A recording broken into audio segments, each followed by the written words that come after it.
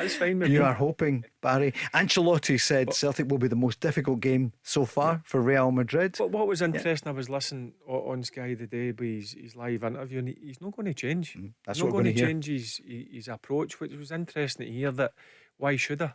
I want to go and see what this approach is going to be like against a top class opposition. So it'll be what a game. I mean, you're talking Real Madrid, you're talking Phenomenal. about guys like Benzema and Modric, who look, Leanne played midfield. Modric is just a world class football player. He's just, I could watch him all day. Right, here is the manager speaking about his approach tomorrow. What's he going to do? I think it's why we've been so consistent, because the players kind of have a clear understanding of what we need to do every week, irrespective of the opponent. So and there are certainly different approaches you can take. I've said that a million times. It's not just about, there's a million ways you can be successful in a game of football. And if we changed our tactics every week and we were that kind of team and we were successful, then the players would be expecting that tomorrow night. But they understand what their roles are within our team, how we're going to play.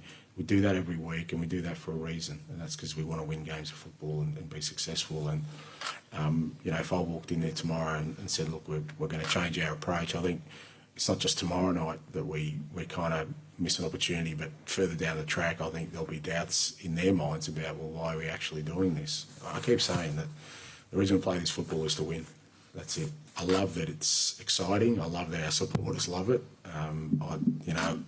I think that's important, but if it wasn't successful, I wouldn't do it.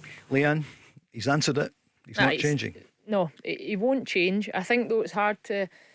I don't expect him to change the system. And I think when I listen to a lot of managers now in the modern day game that are so adamant, I would never change. I'll play, if I want to build it for the back, my team will do that regardless of who we play against.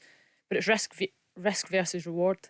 And I think that'll be proven tomorrow night, one way or another, for Celtic. I think they're going to need to adapt within the game because they're coming up against much better quality. Yeah. Saying to Barry there off air, you look at the crosses and the deliveries that Borna Barisic put into the box on Saturday. Not one Rangers player could capitalise on it. Some great balls. World class deliveries, real top drawer. In the first half, and nobody's on the end. That won't be the same tomorrow night.